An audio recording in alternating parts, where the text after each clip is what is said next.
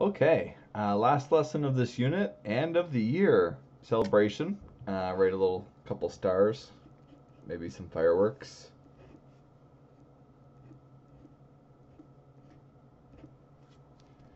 Hey, it's the last unit, last section of the last unit. And honestly, this one isn't a whole lot different than what we just did in 9.2. It's just now that we're not just searching for x values that make it true, we're going to be looking at whole areas that make it true, just like I said in class. They could write out on all the equations, but let's just skip that. We've seen it all before. We're looking at 4 different types of inequalities, all with entire equations this time, and usually quadratics. I think almost all the examples are quadratics in this one. A quadratic inequality in 2 variables represents a region of the Cartesian plane with something as the boundary, with a parabola. So basically we're making a parabola and then we're finding an entire region bounded by that parabola on the plane. And we'll see how that works. So the solutions are now all the points x, y in the entire region. So there are many, many possible solutions, and they're going to be much harder to write. We're not going to be able to write solution sets like we could in the last one. This is actually going to be mostly visual when we do this. So let's try the first one. Graph y is less than negative 2 x minus 3 squared plus 1. So the one thing about this unit is it's really going to test your knowledge of quadratics again. So we need to remember all our quadratics, which is good because the exam's coming up, and quadratics are a major part of this grade 11 curriculum. So can we graph this? Well, we know from this that the vertex is at 3, 1. So 1, 2, 3, positive 1, there's my vertex. And then from there it's going to be going down, and it's going to be going down. I actually like the step method. So it's going to be going down with steps. Usually they're 1, 3, 5. So now times negative 2, it's going to go down 2, down 6, down 10. So 1 to the right, down 2. 1 to the right, down 6. 1 to the right, down 10. Ooh, it's going to shoot way out here somewhere. And then same thing on the other side.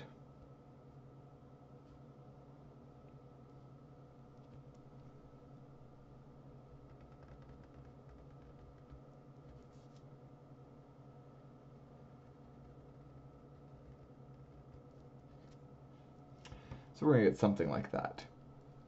Oh, I actually already made a mistake. I should have paid attention from the beginning.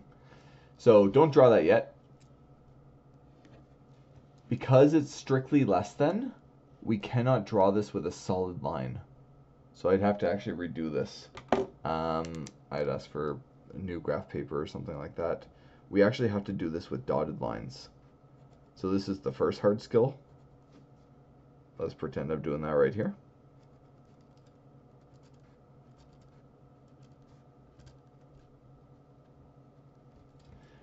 So we have to dotted line our boundary because our boundary is not included in our solution set, and anything that's solid is included in the solution set. It makes it hard to draw the points though, because points are almost always solid. Technically all these should be like empty circles. So yeah, it's tricky. We do the best we can. If it's a dotted line, that's good enough. Okay, and now we want to know whenever y is less than this parabola.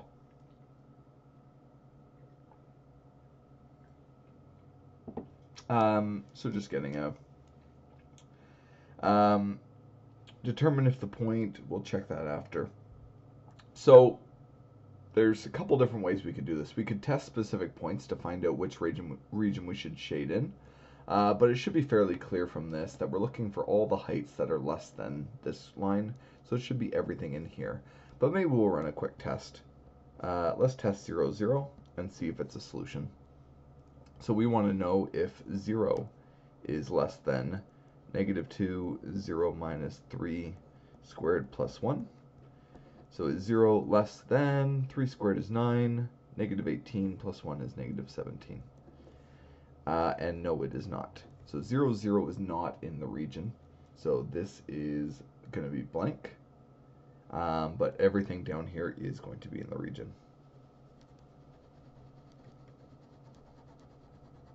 And so we fill it in. It's got to be one of them. It's either going to be outside this parabola or inside this parabola. And so now that we know it's not outside, it has to be inside. Determine if the point 2, negative 4 is the solution. Well, where is 2, negative 4?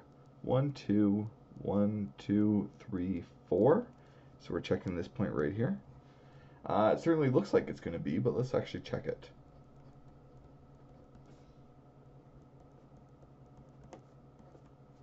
So we want to see if negative 4 is less than negative 2 times 2 minus 3 squared plus 1. Really, we're checking these things, so this should be a left side, right side thing. We're not supposed to actually put these in there because you can't move things across the line. As long as you remember that, some simple checks, we don't really care so much about left side, right side. If you're going to ever unravel a complicated expression, break it down with left side, right side. Because if you ever move anything across here, you've done something bad. You're not allowed to do it. That's only true if this relationship holds. And that relationship is what we're testing. But anyway, this should work fine. Negative 1 squared is 1. Negative 2 plus 1 is negative 1. And this is true. So yes, that point is a solution. This is B. And this is A. Okay, so drawing the parabola, and then either making it a dotted line or solid line, then figuring out what part is solid, and then using it to analyze things. That's what we're doing here. It's not too bad. Solve y is greater than or equal to. So first thing, let's circle that so we don't forget it. So it is going to be a solid line this time.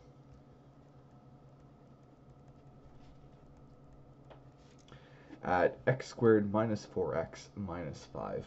And we could do a couple different things here. We could just pump it in our graphing calculator, or we could factor it, or we could complete the square. The easiest way is probably to factor it, I would say. So let's factor this thing. Should be a simple factor. X minus 5x plus 1. That'll do it. So my two roots are going to be at negative 1 and at positive 5.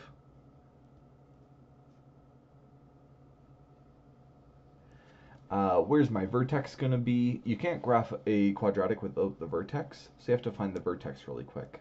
Actually, I'm going to pause for 30 seconds. Think how you're going to find the vertex in this.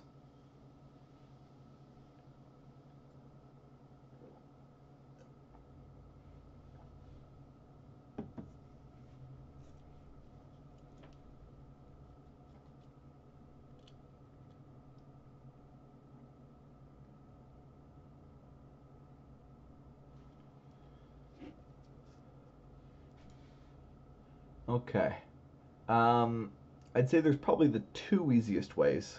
There's a really hard way, which is you can complete the square right now, but we don't really want to do that. The two easiest ways are going to be, you could find exactly, this is going to be the fastest way, find exactly what's halfway between these. So 1, 2, 1, 2, should be right in here, right? So what is that, 1.5? So it should be at an x value of 1.5, and then you could just sub that into the equation and find what the y value is there. So that's one way you could do it. Another way you could do it is with this formula. Remember, the start of the quadratic formula is actually the x value of the vertex. So negative b is 4 over 2a is over 2 equals 2. Did I graph this wrong? Oh, it should have been at 5. That's why. So it is actually right there at 2. But now we need to find the y value there.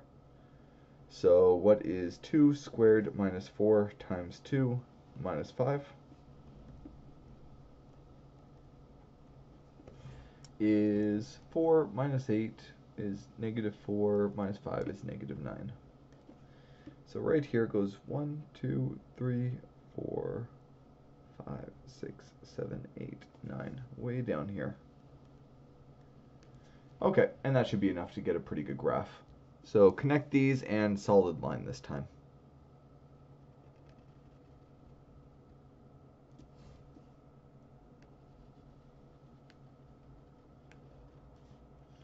Remember, it gets steeper and steeper as you go.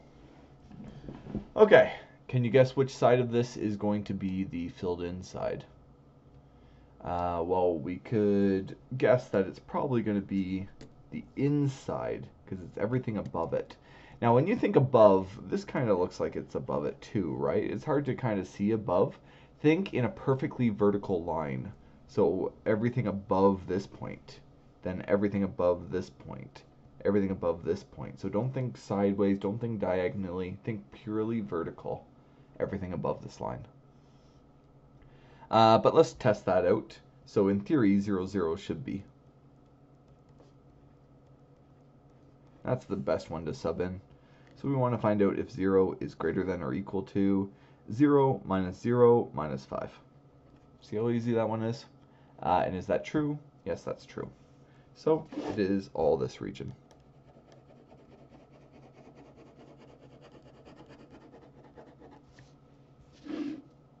And the line extends, so the space kind of extends this way and this way. Everything that's colored in right now is a solution. There's many, many solutions to this one. Okay, that's it for that. Now, two kind of thinking questions that are a little bit different. Let's make sure we can analyze these. You can use a parabolic reflector to focus sound, light, or radio waves to a single point.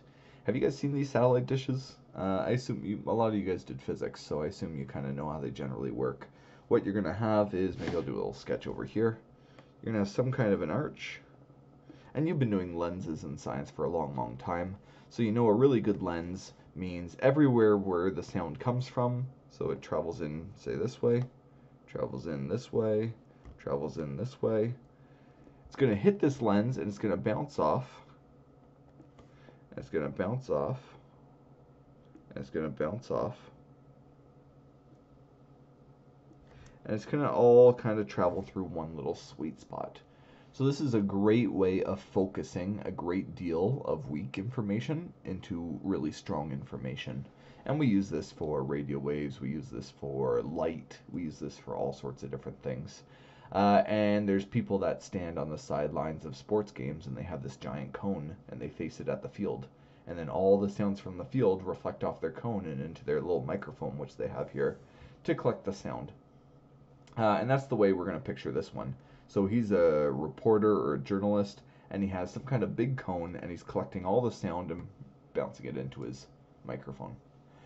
Okay, write a quadratic inequality to describe the region he can cover with his microphone if the reflector is 50 centimeters wide and 15 centimeters deep. That is really not a lot of information. There's actually a lot of different ways you could set this up. We're going to set it up in the best possible way, though. Since we get a lot of flexibility, let's set this up really nicely for ourselves. So X and Y axis. Now it's going to be 50 centimeters wide and 15 centimeters deep. We want one of these points to go right through the origin. Whatever is going to make our equation the easiest. And what's the best point in a parabola to put at the origin? Well, that's going to be the vertex.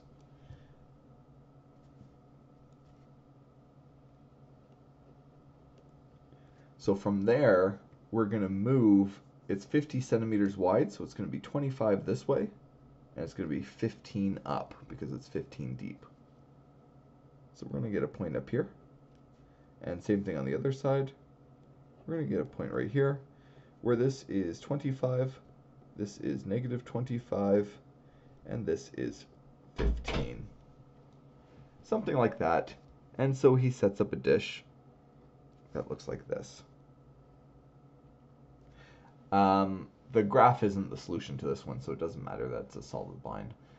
Technically, I think you could be standing on the dish and have your voice picked up. Realistically, that's not really possible. But in this situation, nobody would ever be standing at the dish, so it doesn't really matter. Okay, now we need a quadratic expression for that. Fun. Throwback to, what, about 2 months ago. Can we write a quadratic expression? The best way to go from a graph to a quadratic is using vertex form.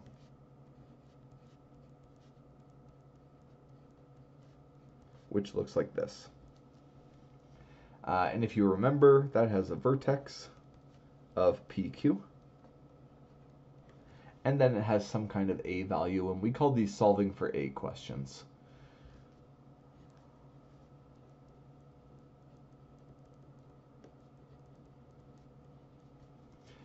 So the real trick is going to be starting the equation off with what you know and then solving for A. Well, our vertex in this one, we set up really nicely at 0, 0. So immediately we get the expression. Once we let P be 0, once we let Q be 0, it actually is just AX squared. It's just your X squared graph with any kind of a vertical stretch to make it fit the next point. So now we need to sub in a point on the graph, not the vertex. So sub in 25, 15 is a point on the graph. So 15 is equal to A times 25 squared. Solve for A. Let's actually do this the long way because we want a fraction. So 625. So 15 over 625 is equal to A. Simplify, so divide that by 5. 3 over 125. Does that divide by 3? Nope. So that's about as far as we go. So our expression is y something 3 over 125 x squared. Okay? So almost there. They asked for write a quadratic inequality. So we got the quadratic part. The line that's going to define what we can and cannot hear, we've got defined with our quadratic now. Now what is everything that we can and can't hear? We need the inequality. So it should be all this kind of region, right? Everything in front of the dome is going to be able to be heard. If you're standing over here, you're not going to be able to be heard. Standing back here, can't be heard. Too far to the left, can't be heard. But anywhere up here, and probably really up high, although it probably will fade, you can be heard. So this is whenever y is greater than, are we going to let it be equal to? I don't know. I think it doesn't really matter. This is a judgment call for you. Would you pick up the sound of an ant on the cone itself? Technically, equals to is inside the cone, so it wouldn't really exist. So if you're being really strict, it's probably going to be greater than. If you consider an ant walking on the cone as equal, then you would hear the ant, so maybe you want to include equal. My notes here, they actually said equal. I'm going to leave it off. Actually, my intuition would say only greater than. But it doesn't really matter. I think those are splitting hairs. Did we answer all these questions? Yeah. Good. What's the domain of this one? We might want to define the domain. This is technically true. Oh yeah, this is not true because this says for all x. This is not true for all of x. We need to define our domain in this one. Because if that was true for all x, it would be values over here would also count because this line would continue. So this is only true when x is between, so x is a real number, and x is between and including negative 25 to 25. Yeah, restricted domain. That is not the solution function unless you restrict the domain. Now that is everything that is the solution. So now if we actually had some kind of crazy GPS system on the sports field with us, and we set the GPS system for the middle back of our cone to be 0, 0, this formula with this restriction on the domain will tell you everything you can hear. Not that that's really terribly realistic. But there are GPS systems out there, and engineers would maybe do something similar to this. It wouldn't look like this. It would have crazy numbers, and they'd be using a computer for it. But possibly. Let's pretend. Good. Restrictions on the domain. One last question. Manila rope is used from rappelling down a cliff when alpine... let me try that again. Sorry, I'm doing this late at night. Manila rope is used from... It's not from... When? I think that makes more grammatical sense. Manila rope is used when rappelling down a cliff while alpine rock climbing. Yeah, maybe it wasn't my fault. I don't know. You guys are better at English than me. I think it wasn't grammatical the first way. Manila rope can safely support a mass, m, in pounds, modeled by the inequality m is less than or equal to 1,450 times the diameter squared, where d is the diameter of the rope, in inches. Graph the inequality to examine how the mass of the rope supports is related to the diameter of the rope. Okay, so let's graph this.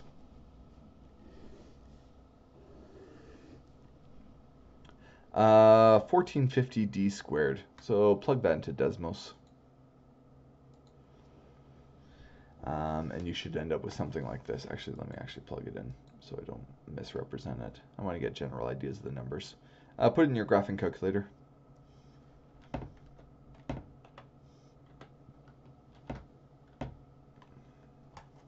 And you're going to have to change the window like crazy.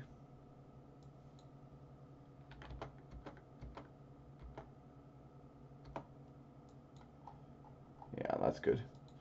So I kept the x-axis from like -5 to +5, but I changed the y-axis up to, is that 10,000? Or up to 30,000 or something. So really big y-axis. And it is going to look like, I would put a dotted line this time. Oh no, it says equal to. So solid line, okay. 10,000. 20,000, 30,000, and up to, we'll say 5.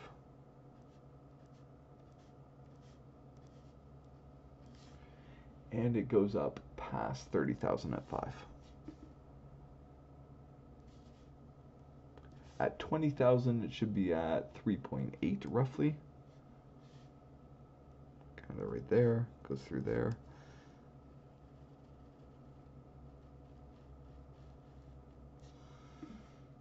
And it's going to be the same thing on the other side. Okay.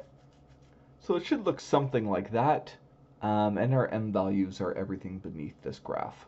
Now, first of all, restrictions. You can't have a diameter that's negative.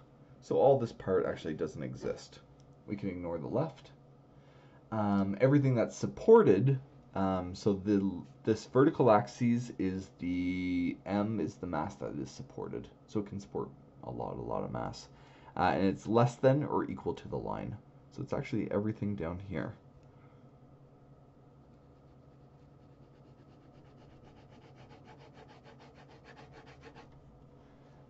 And it doesn't say a restriction on the domain. It's not like this relationship will stop holding if you get up to 10 or 20 or 30 inches diameter. So we can assume it kind of keeps going. But it will stop at 0. There's no negative masses. Maybe there's negative masses. Yes, it'll support a helium balloon that floats, but realistically, we're not going to worry about negative masses. So that's our graph. It wanted you to graph it. Let's test a point. Let's make sure it's actually true. So it should be a point that kind of works. 1, 2, 3, and 10,000. Let's test 10,000. Well, really, all these points work, so really 3 and 1 should work, right? But let's try 10,000. If you had 3-inch diameter, could you support 10,000 pounds? Well, 10,000, is it less than or equal to 1450 times 3 squared?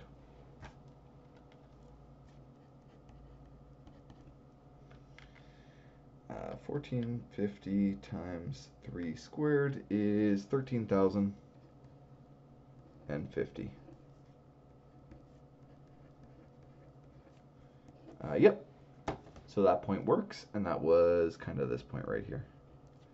That seems to be a solution. And then it just wants you to analyze it a little bit. So what is our restriction on the domain? What is our restriction on the range? So domain, what were our variables here? This is D, little d, this is capital M. So little d, domain, d is any real number, provided d is between 0, and that's it. It can go up as high as it wants, right? As long as it's bigger than or equal to 0. Range,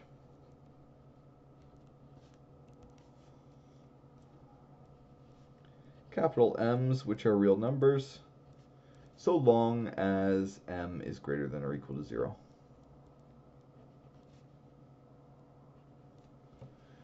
Those are our domains and ranges, because the range will kind of keep going up if you have a thick enough rope, according to this relationship. And I think that's about it. We've tested points. That's the graph. That's it for this unit. So most of the solutions were graphs, but you have to remember how to do all the quadratic stuff. And don't forget, somebody's going to forget on the test, whether it's dotted or solid line. I already forgot once, so it's obviously going to happen, but please don't let it be you. First thing you should always do is circle it in your relationship so you know before you even start graphing, you know whether to make it a solid line or a dotted line.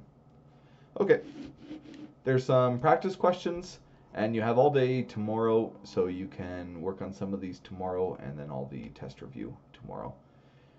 This isn't too bad of a unit, 5 lessons. Should be okay for the actual test on Thursday. Okay, good luck.